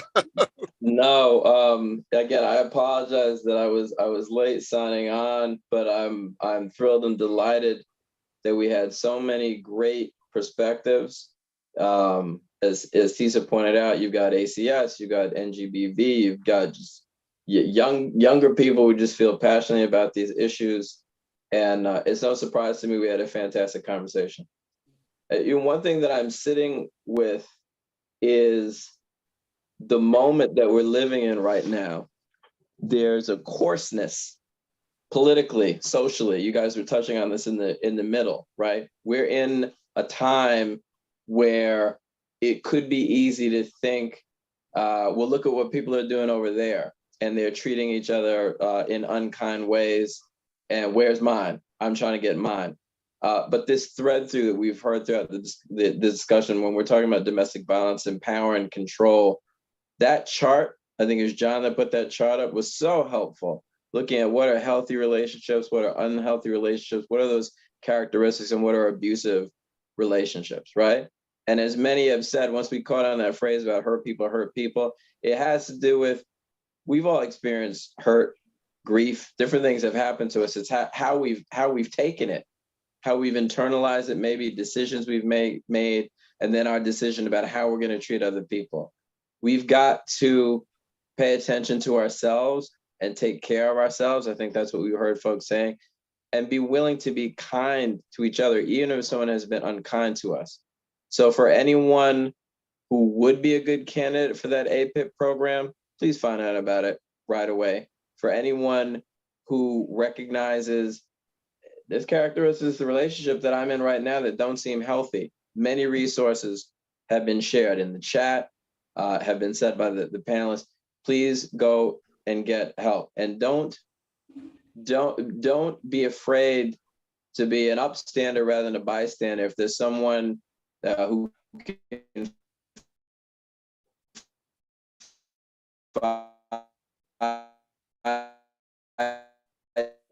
in you about something that to share some of the information. I wish you strength. I wish you courage. Someone reminded me in the chat also, our agency is in the middle of doing our community needs assessment. Domestic violence, interpersonal violence is one of the many needs that you can report is the highest priority need in your neighborhood. So please, David, make sure that that is in the chat for this discussion too. You can do it in less than 10 minutes. We want to hear from all New Yorkers. We're going to keep reminding you that we heard from all of you. We tried to make it easy, so it's right there online in the chat. And we do this because we share the information throughout our agency and with other city agencies to try to help New Yorkers get your needs met. So, with that, I really can't top Chris. So I'll just turn my mic off and hand it back to you, Scott. We might have to have everybody back, but certainly Chris, he's a good closeout guy. So fantastic. Yeah, Chris took all my lines, all my words. I don't know what to close out. But Dave, if you could just put the URL up and in the URL up so that those who are online can see it, maybe take a picture with their phone real quickly so they can do it. All of our guests, we're going to try to send that out to you and to your organizations.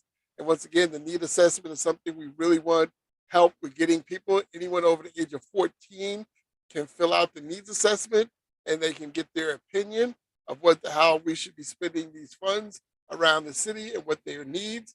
So once again, this is the QR code. This is the flyer. We would love everyone to make sure that you get it, you take it, pass it around, send it out to your networks. We're trying to hear from as many New Yorkers as possible so that we can help heal this city. With that said, I'm not going to go past what Chris says. We're getting ready to take it out. I want to thank all of our guests.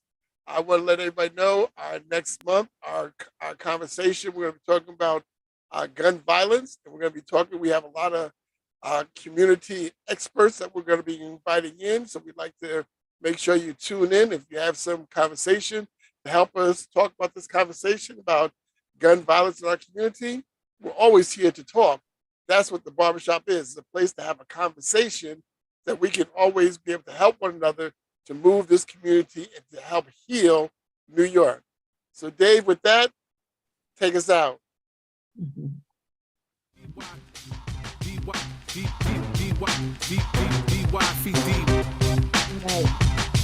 DYCD Barbershop Talk. Fatherhood Malverse. Hey yo, Jesus Barbershop Talks where the fathers pop off. Brag about relationships and argue about sports. Every topic's a favorite, is how we plot course toward changes. It all begins with dialogue and patience. Barbershop Talk, so let's chop it up, boys. Barbershop Talk, so let's chop it up, boys. Barbershop Talk, so let's chop it up, boys. Chop it up, boys. Chop it up, boys. It's Barbershop Talk, so let's chop it up, boys. It's Barbershop Talk, so let's chop it up, boys. It's Barbershop Talk, so let's chop it up, boys. Chop it up, boys.